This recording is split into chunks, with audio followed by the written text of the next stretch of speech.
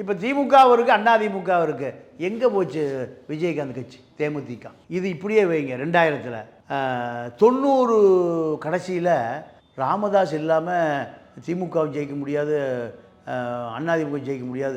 தமிழ்நாட்டினுடைய வட மாவட்டங்கள் ராமதாஸ் ஒரு பெரிய அறிவிக்கப்படாத முதலமைச்சராக இருந்தார். இப்போ திமுக இருக்குது, அதிமுக இருக்குது.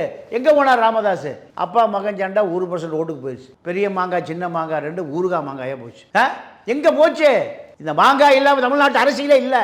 ஜெயலலிதா ஏன் வீட்டுக்கு வருவாரா, கருணாநிதி ஏன் வீட்டுக்கு வருவாரா?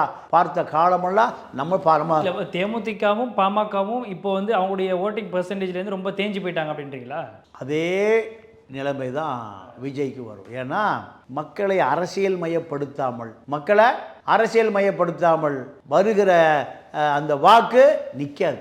அந்த வாக்கு 15 வருஷமாக சீமா அரசியல் பண்ணிகிட்டு இருக்கார். ஒரு கவுன்சிலர் கூட ஜெயிக்க முடியல. 7% வாக்கு வாங்குறாரு.